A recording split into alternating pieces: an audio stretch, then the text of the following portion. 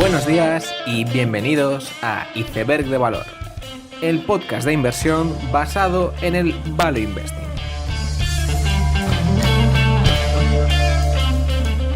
Bienvenidos los seguidores de Benjamin Graham, bienvenidos a Iceberg de Valor. En esta primera semana de agosto presentaba resultados Hermès, la compañía de lujo francesa. Destacaban en particular la región de Asia, que crecía hasta un 70% respecto a 2019, e incluso la región americana, que crecía un 25%,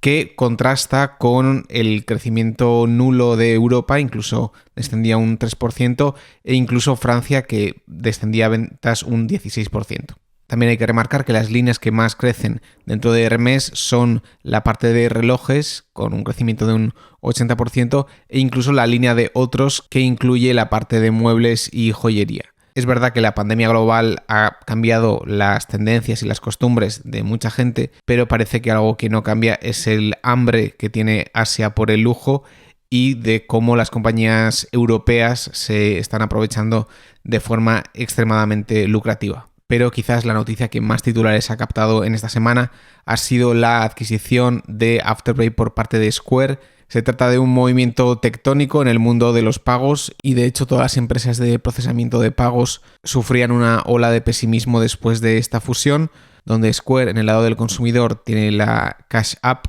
mientras que en la parte del comercio ofrece todo tipo de soluciones para aceptar pagos y software para llevar cuentas. Pues digamos, Afterpay se sitúa en medio de este ecosistema, añadiendo pues más comercios y más consumidores y de alguna forma dando más fuerza a esa red que tiene la compañía. El Buy Now Pay Later como mecánica de pagos ya estaba caliente antes de esta transacción y me imagino que todavía vamos a llegar a cotas más altas de hype después de que Afterpay sea adquirida por Square, con una mecánica que todavía no ha llegado, por ejemplo, a España, pero veremos en qué formato viene y cómo de exitosa es aquí. También presentaba resultados Carlytics y, según las palabras de Sosin, lo que faltó en Carlytics fue pollo, y es que los comerciantes no han querido hacer publicidad en Carlytics durante este trimestre, o al menos ha reducido su presupuesto, ya que pues están teniendo todo tipo de problemas en la cadena de suministro o en que simplemente no tienen mano de obra o esa mano de obra es muy cara. Y por lo tanto, si no puedes dar abasto en tu negocio, pues es normal que no gastes dinero en promociones en Carlytics. Esto ha sido una decepción para la compañía, ya que Carlytics era uno de los mayores beneficiados por la reapertura. La compañía ya ha tenido varias idas y venidas en el ciclo del hype entre ser la siguiente Google de la publicidad a tener muchísimos problemas, y veremos cómo en los próximos trimestres Carlytics avanza en el plato de productividad. Esta semana también presentaba resultados IAC, el conocido holding digital, que presentaba unos resultados bastante positivos en general, especialmente en Dotdash o en Care.com, pero como ya viene siendo habitual, Angie marcaba la nota más negativa en este holding, y es que IAC está haciendo una completa revolución en Angie, desde el cambio de nombre a básicamente descontinuar Home Advisor, a impulsar los servicios de precio fijo. La verdad es que Angie está sufriendo muchísimos cambios, todos a la vez, y es un proceso que pocas veces se suele ver en una compañía cotizada, ya que cuando eres una empresa cotizada se suele primar más la estabilidad y hacer cambios poco a poco, pero IAC lo ha visto claro, ha visto que había ciertos problemas estructurales en Angie y ha decidido revolucionar esa división y reposicionar la compañía. Veremos si lo consiguen hacer de forma exitosa o no. Si alguien lo puede hacer, esos son IAC. La tarea es tremendamente complicada, pero yo creo que hay que tener cierta fe en IAC. Por otra parte, también presentaba resultados esta semana tanto Lyft como Uber, las dos compañías de transporte, en medio de una época donde hay un problema de conductores y hay un sistema que no está balanceado, especialmente en Estados Unidos, porque realmente hay mucha gente que quiere viajar en Uber, pero hay muy pocos conductores, lo que ha llevado a precios altísimos de estos viajes. Y de hecho, la que más ha sufrido este fenómeno ha sido Uber, que si bien ha crecido en ventas, pues el margen EBITDA se ha visto bastante perjudicado por este fenómeno, y como ellos mismos dicen, en otras geografías donde este desajuste no se produce, pues el margen EBITDA es mucho mejor en su división de movilidad. Esto no se ve en el caso de Lyft, lo cual también habla de cómo casi todo contendiente de Uber en todas las divisiones lo hace mejor que la propia Uber, sacando a la luz los problemas que suele tener la compañía siempre. Aún así, y es verdad que ahora mismo tienen problemas de conductores y en el pasado pues tiene un historial muy grande de pérdidas y que el mercado ha perdido la paciencia con estas compañías, es difícil pensar que estas compañías no mejoren sus rentabilidades y que realmente consigan generar flujo de caja. Esta semana también presentaba resultados Carvana, donde Ernie García III lo volvía a hacer y Carvana por primera vez en su historia tenía un margen EBITDA ajustado positivo, algo que era impensable hace 5 años y lo que ha demostrado un apalancamiento operativo increíble durante estos 5 o 6 años, lo que ha sido una labor increíble por parte de la compañía. Es verdad que los altos precios de los coches usados está ayudando en ese sentido, pero aún así creo que no hay que quitar mérito a Carvana, que ha conseguido colocarse en el Fortune 500 de la forma más rápida a la altura de Amazon, Facebook o Google. También han presentado resultados varias compañías de e-commerce donde la tónica ha sido bastante similar. Tanto Fiverr como Etsy tenían resultados aceptables,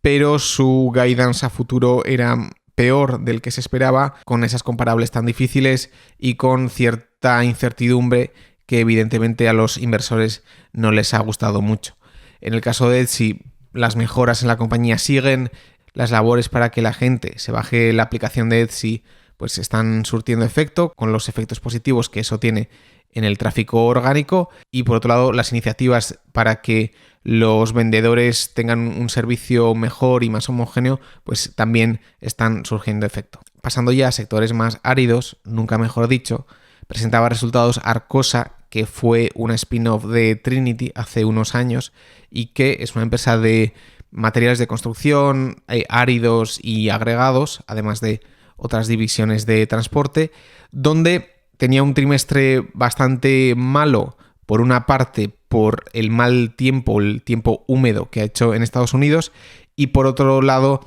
el aumento en precios del acero está afectando a su división de transporte. Aún así, Arcosa anunciaba una adquisición más en el sector de construcción y en general las perspectivas no son negativas, más aún teniendo en cuenta el aumento en gasto en infraestructura que se va a dar en Estados Unidos y lo mucho que va a beneficiar esto a compañías como Arcosa, que proveen del material necesario para todas estas actividades de construcción. Anunciaba resultados también Colliers, la compañía de gestión de propiedades inmobiliarias y compounder canadiense por excelencia, y presentaba unos resultados muy positivos donde los alquileres y los leasings de oficinas estaban y están todavía tocados, pero esto se veía compensado por los alquileres industriales y además tenían un gran aumento en AUM gestionado en activos inmobiliarios, reflejando cómo todavía hay muchísimo dinero en busca de rentabilidad y cómo parte de este dinero busca refugio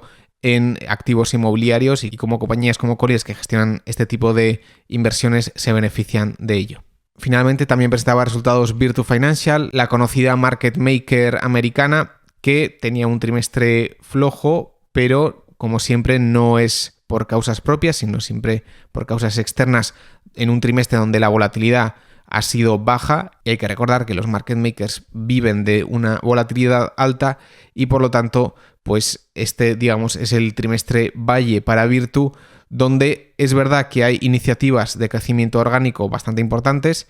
pero siempre está a merced de lo que ocurra en el mercado y donde las iniciativas de recompra de acciones de la empresa pues cobran especial importancia. Con esto ya pasamos al tema del episodio llamado Mr. Market. Todos conocemos la metáfora de Benjamin Graham, donde se equiparaba al mercado a un personaje llamado Mr. Market, que es una especie de loco que un día es muy avaricioso y el día siguiente entra en pánico y quiere vender. Por lo tanto, el objetivo del inversor debería ser aprovecharse de este personaje e intentar comprar cuando tiene miedo y vender cuando está especialmente avaricioso. Creo que todo el mundo que empieza a invertir pues suele empezar con esta perspectiva y tiene cierta parte de verdad.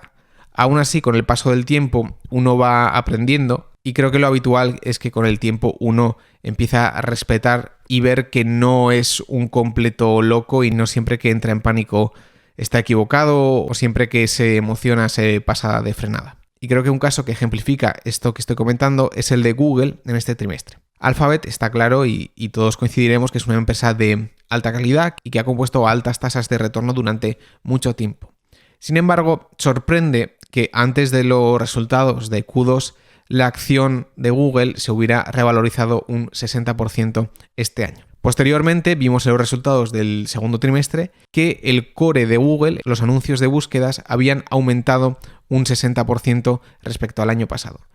Hay que tener en cuenta que antes de la pandemia este segmento de Google, que es el más grande, pues ya poco a poco iba decelerándose simplemente por lo grande que es. Aún así, los resultados sorprenden y vemos que esta división se reacelera en los últimos tiempos. Creo que este crecimiento tiene sentido y creo que podemos encontrar razonamientos a favor de ello, ya que si algo ha provocado la pandemia es que más negocios transicionen al mundo online, y estando en el mundo online capturar tráfico es un tema vital y Google es una de las mejores formas para capturar tráfico en el mundo online. Esto, junto a cierto rebote en el sector de viajes, hace que ese más 60 de crecimiento pues tenga cierto sentido. Aún así, creo que muy pocos esperábamos esta reaceleración y un 60% entraba en pocos de los esquemas de los analistas. Sin embargo, a quien no sorprendía ese 60% era a Mr. Market, quien ya durante todo el año había revalorizado Google un 60%. Y creo que es importante destacar que no el 100% de los inversores tiene que llevar un estudio pormenorizado y monitorizar los anuncios de Google para que el precio refleje esa reaceleración, sino que con que haya un 5 o un 10% de inversores que tienen acceso a una monitorización extremadamente buena de los anuncios, pues eso hace que el precio suba, y ya solo con esa pequeña base de inversores con datos propietarios, pues la acción de la compañía refleje lo que va a ocurrir. Y de hecho hay muchos hedge funds que funcionan con este tipo de datos de tarjetas de crédito o datos de monitorización, y no tienen por qué ser hedge funds de corto plazo que intentan anticiparse al trimestre, sino que hay muchos hedge funds fundamentales a largo plazo donde, pues por ejemplo, si tiene una tesis de que Chipotle va a ir muy bien durante los siguientes 3 años, compran datos de tarjetas de crédito donde pueden triangular de forma bastante precisa las comparables de los Chipotle en América, por ejemplo. Y por lo tanto, no está mal que si tienes una tesis de que la empresa va a ir bien, puedes monitorizar esa tesis que tú tienes semanalmente con las comparables de las tarjetas de crédito.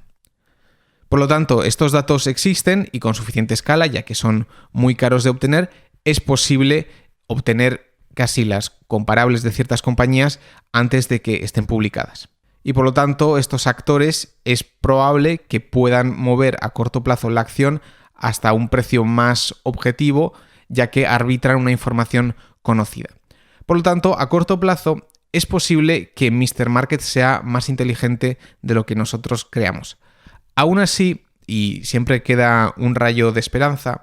lo que no pueden hacer estos datos propietarios es extrapolar el crecimiento a largo plazo. Es decir, la razón por la que Google ha compuesto a tasas altas no se podía averiguar con estos datos semanales, sino que había que ser capaz de razonar que, aunque Google sobre el papel era una empresa de publicidad, a medida que más y más negocios se fueran de offline a online, y esos negocios en el mundo online no tuvieran gastos que tienen en la realidad, por ejemplo, un negocio de retail en el mundo offline tiene que pagar un alquiler, tiene que pagar unos dependientes para atender a los consumidores, tiene que pagar decoración, limpieza, etc. Es decir, tienen unos gastos que pasados al mundo online se traducirán en otros, pero muchos de ellos no existen.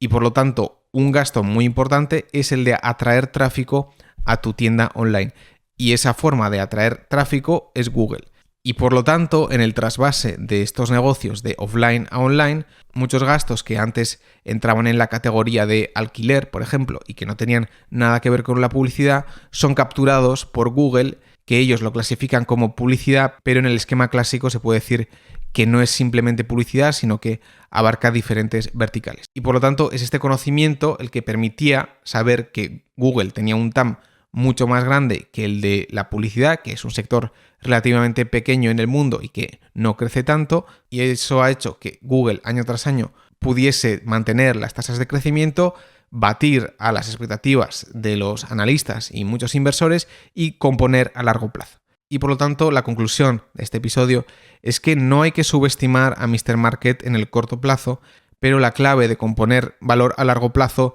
todavía sigue estando fuera de los datos propietarios, de las tarjetas de crédito, etc. Y por lo tanto, siempre queda un rayo de esperanza. Con esta idea termino el episodio, espero que os haya gustado, dale like y suscríbete, nos vemos la siguiente semana y seguid aprendiendo.